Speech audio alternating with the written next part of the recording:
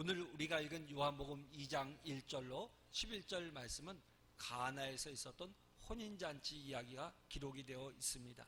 이 혼인잔치의 이야기를 우리가 잘 이해하기 위해서는 유대 사회의 결혼식에 대해서 생각해 볼 필요가 있습니다. 그래서 오늘 말씀을 나누기 앞서서 어느 저녁날 제가 유대의 결혼식에 대해서 여러분들에게 말씀드렸었는데 다시 한번 말씀드릴 테니까 여러분들 한번 잘 생각해 보세요.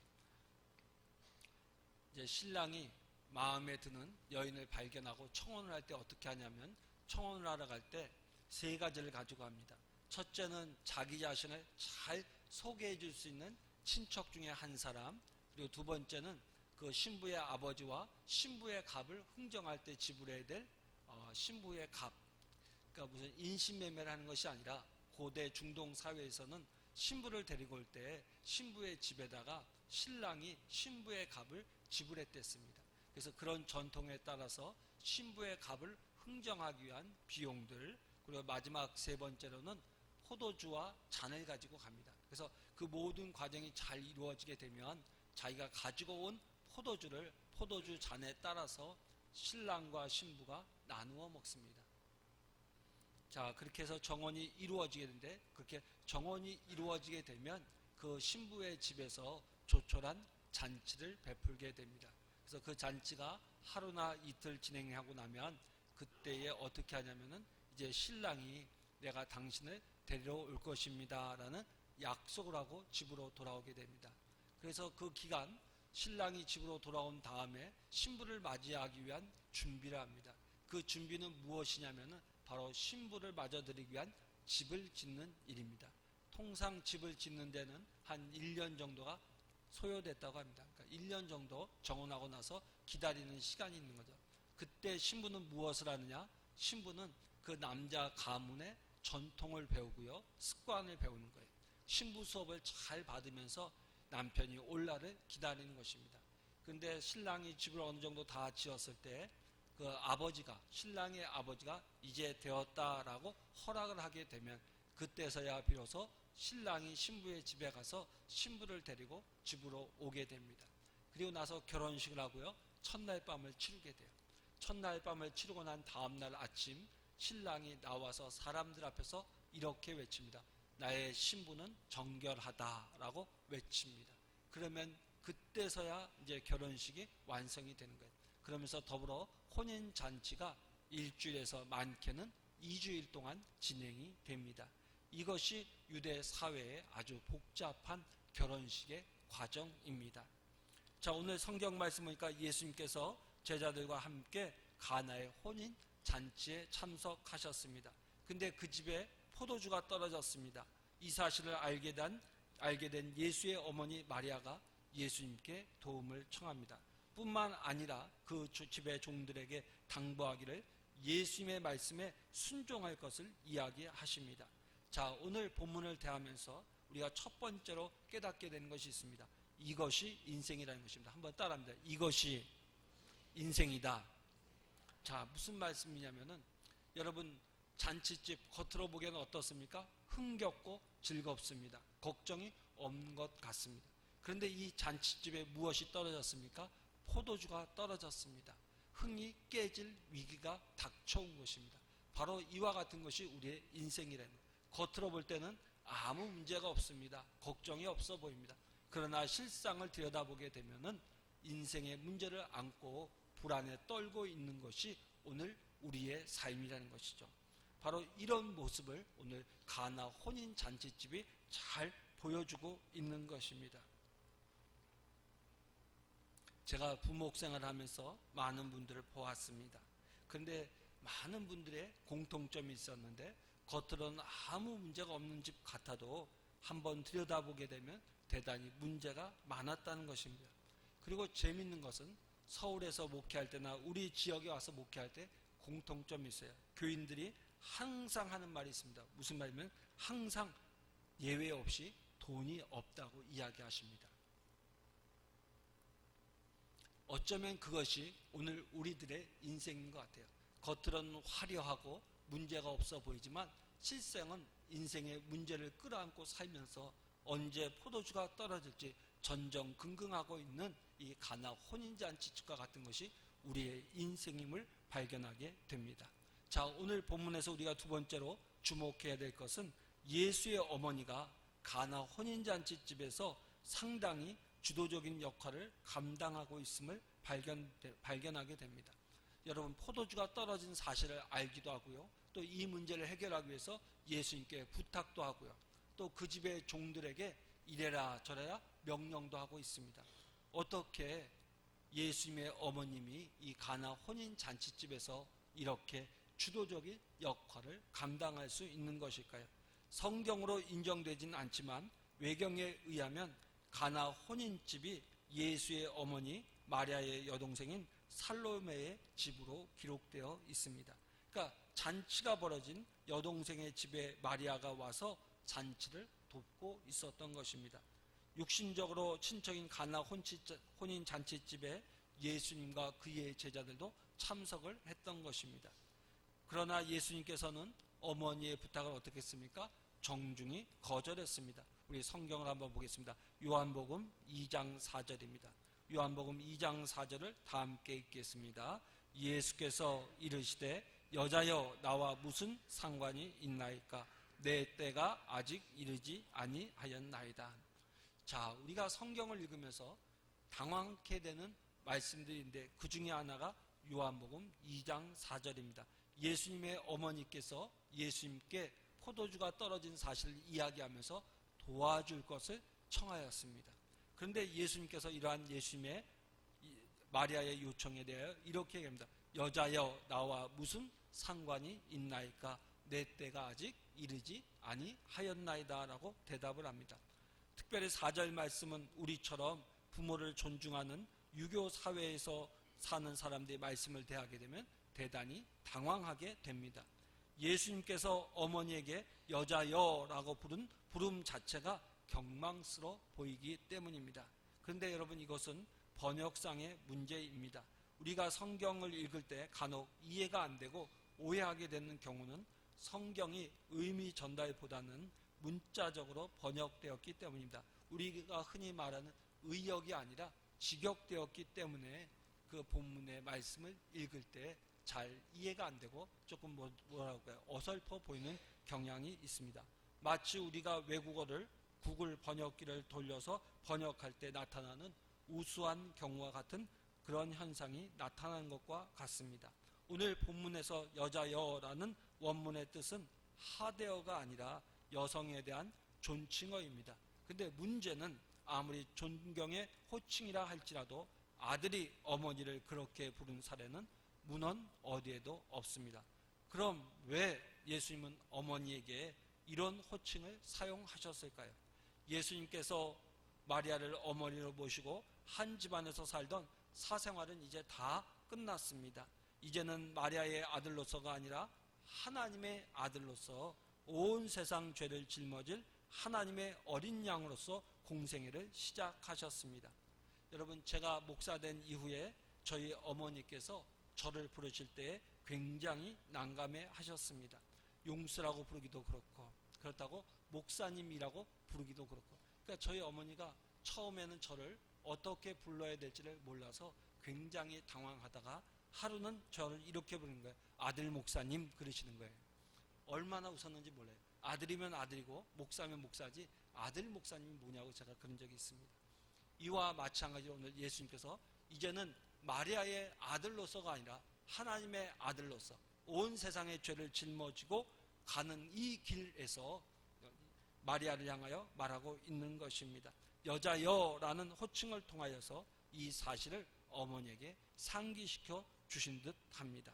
자, 그러면 예수님께서 어머니의 요청을 받아들이지 않고 정중하게 거절하신 이유는 무엇입니까?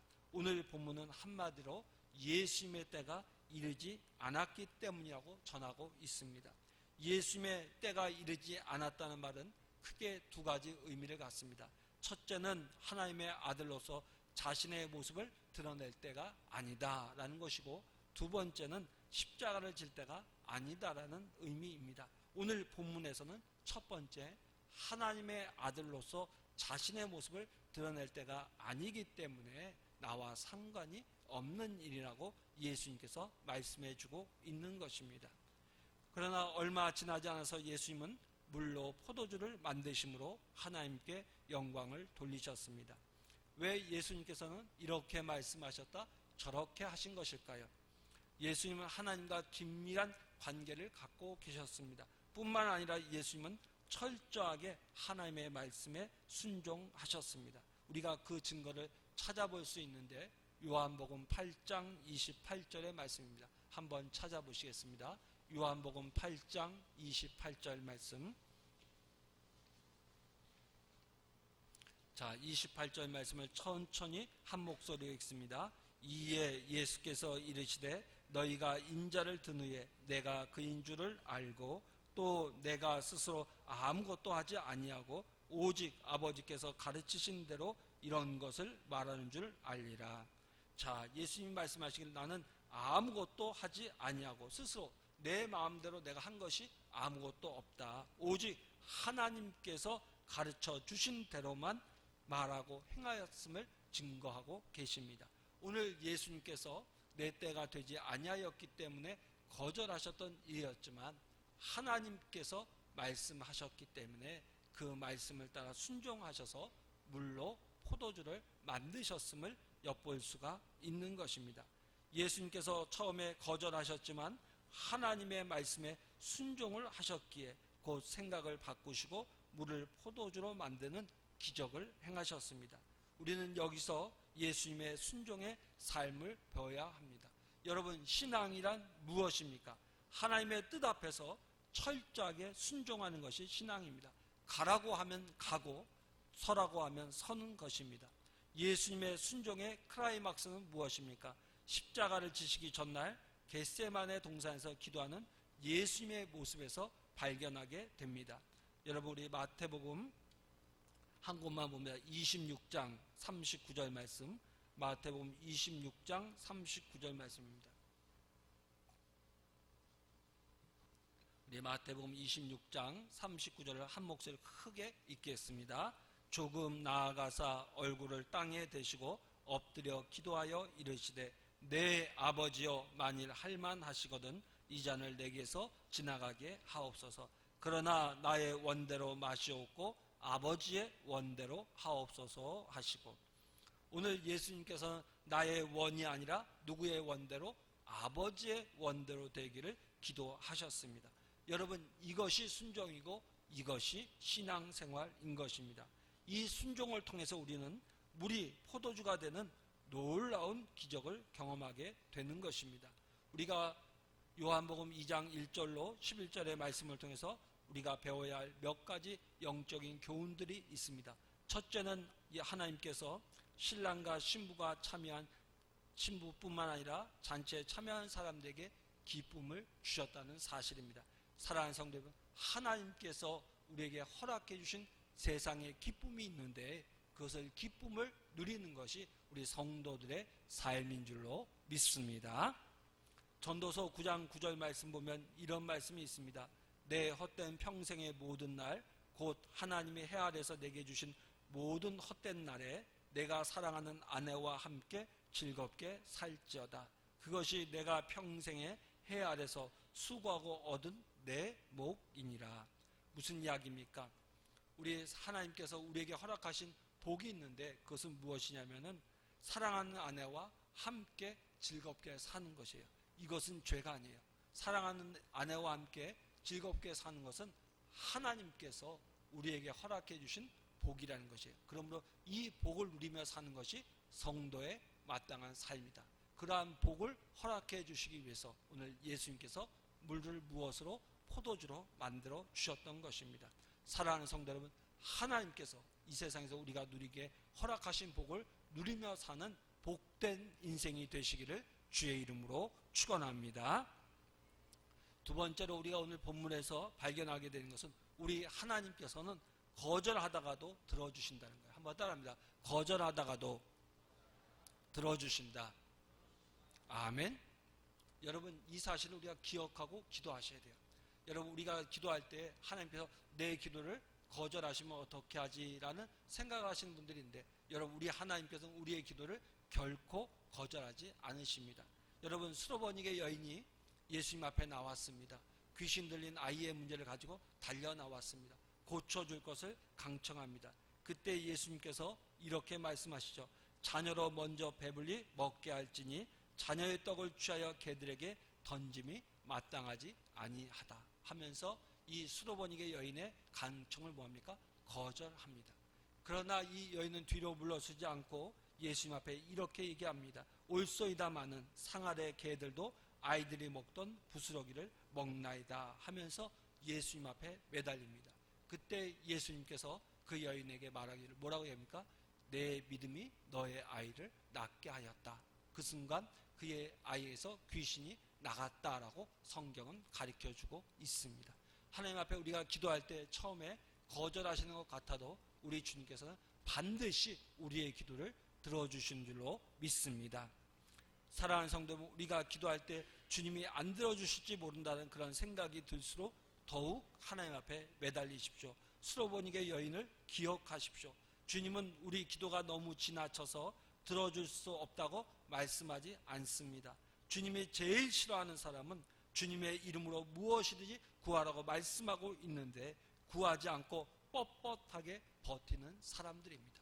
기도해야 되는데, 기도할 문제가 있는데 기도하지 않고 기도의 자리에 나오지 않는 사람들을 하나님께서는 더 싫어하시는 것입니다. 우리가 기도하면 우리 주님께서 반드시 들어주실 줄로 믿습니다. 또한 우리가 본문을 통해서 깨달아야 되는 세 번째 중요한 영적인 교훈은 하나님께서는 우리의 인격의 질을 바꾸어 주신다는 거예요. 한 번 더 합니다. 인격의 질을 바꾸어 주신다. 우리가 신앙생활하다 보면 많은 분들이 이런 얘기해요. 목사님, 신앙생활을 오래 해도 성격은 바뀌지 않는 것 같아요. 그 성질머리는 바뀌지 않는 것 같아요 라고 이야기하는 분들이 참 많이 있습니다. 여러분, 그러나 정말로 예수님을 만나면 우리의 못된 성격과 습관도 예수 안에서 변화될 줄로 믿습니다. 여러분, 오늘 예수님께서 물로 무엇을 만드셨습니까? 포도주를 만드셨습니다. 완전히 전혀 다른 성질의 것을 만들어 주셨습니다. 물이 더 맛있는 물이 된 것이 아니고 물이 더 깨끗한 물이 된 것이 아니라 물이 무엇이 되었습니까? 포도주가 되었습니다. 여러분, 핍박자 사울이 무엇이 됐습니까? 전도자 바울이 되었습니다. 이것이 하나님의 능력인 줄로 믿습니다. 사랑하는 성도 여러분, 우리가 정말 예수님을 만나면 부족한 우리가 하나님의 은혜 안에서 변화되어 멋진 하나님의 사람이 될 줄로 믿습니다. 마지막으로 한 번만 따라 하십니다. 더 좋은 것을 주신다. 다시 한번 크게 한번 따라 하십니다. 더 좋은 것을 주신다. 자, 오늘 성경 말씀 보니까 예수님의 말씀을 따라 종들이 물로 된 포도주를 연회장에게 갖다 주었습니다. 근데 연회장이 그 포도주 맛을 보고 뭐라 합니까? 보통 잔치집에 가면 처음엔 좋은 포도주를 내다가 사람들이 술에 취하면 낮은 것을 내는데, 낮은 것을 좋지 않은 포도주를 주는데 이 집은 오히려 좋은 포도주를 준비하였다가 더 좋은 포도주를 내었다라고 하면서 연회장이 칭찬하는 모습이 나옵니다. 사랑하는 성도 여러분, 우리가 예수님을 영접하고 예수와 함께 살아가게 되면 이전보다 더 좋은 하나님의 복을 누리는 삶이 될 줄로 믿습니다. 사랑하는 성도 여러분, 우리가 이런 은혜를 누리려면 어떻게 해야겠습니까? 무엇보다 첫째, 우리의 삶에 예수님을 모셔야 합니다. 여러분, 오늘 이 가정의 문제가 해결될 수 있었던 이유는 무엇입니까? 이 가나 혼인잔치집에 누가 계셨습니까? 예수님이 계셨습니다. 만약에 예수님이 안 계셨더라면 이 가정의 혼인잔치는 그대로 망가지고 말았을 것입니다. 그러나 그 자리에 누가 오셨습니까? 예수님이 오셨고 예수님이 도우셨기 때문에 이 가나 혼인잔치집이 위기를 극복하고 칭찬받는 가정이 된 줄로 믿습니다. 사랑하는 성도 여러분, 우리가 왜 예수님을 믿어야 되냐? 우리가 예수님을 우리의 인생 가운데, 우리의 삶 가운데 함께 할 때 이러한 하나님의 은혜와 복이 부어질 줄로 믿습니다. 여러분, 진짜로 예수님을 여러분들의 심령 가운데 모셔드리기를 주의 이름으로 축원합니다. 한번 따릅니다. 예수님을 내 인생 속에, 내 중심 가운데 영접해야 합니다. 아멘. 여러분들이 정말로 예수님을 내 삶 속에, 예수님을 내 인생 속에 모시고 살 때 우리 주님께서 우리의 삶을 복 주실 줄로 믿습니다. 두 번째로 이 가정이 이 어려움을 벗어날 수 있었던 것, 칭찬받는 가정이 될 수 있었던 것은 예수님의 어머니가 예수님의 능력을 신뢰하고 도움을 청하였기 때문입니다. 여러분, 이 가정 안에서 예수님을 알아보는 사람이 아무도 없었습니다. 문제가 생겼을 때 예수님 앞에 나와서 도움을 청한 사람이 아무도 없었습니다. 그러나 예수님을 몸으로 낳으신 어머니 마리아는 예수님을 키우면서, 예수님을 바라보면서 예수님이 참으로 하나님의 아들이시오 능력자이심을 알았습니다. 믿었습니다. 그러기에 그 문제를 가지고 누구에게 나왔습니까? 예수님께 나왔습니다. 부탁했습니다. 그러자 예수님께서 어머니의 그 청을 들으시고 그 포도주가 떨어진 그 집에서 물이 포도주가 되게 하는 놀라운 은혜를 베풀어 주신 줄로 믿습니다. 어떤 사람에게 이러한 하나님의 은혜가 임하느냐? 오늘 마리아처럼 예수님을 믿고 예수님의 능력을 신뢰하여 예수님 앞에 나와 고백하는 사람에게 하나님의 은혜가 부어질 줄로 믿습니다. 사랑하는 성도 여러분, 인생의 문제를 만날 때마다 모든 인생의 문제를 해결해 주실 예수님 앞에 나와 기도하시는 여러분들 되시기를 주의 이름으로 축원합니다. 마지막으로 이런 은혜가 우리에게 임하기 위해서는 어떻게 되느냐? 오늘 말씀 보니까 잔치집의 종들이 예수님의 말씀에 순종하였기 때문입니다.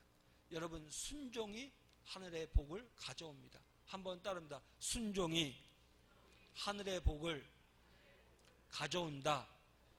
아멘.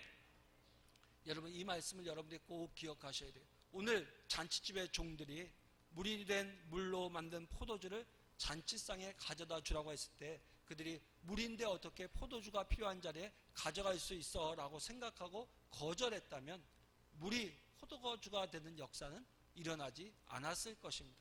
그러나 이 잔치집의 종들이 예수의 어머니 마리아의 당부를 듣고 예수님이 무슨 말씀을 하시든지 순종함을 통하여 순종하였을 때에 물이 포도주가 되는 놀라운 기적이 일어난 겁니다.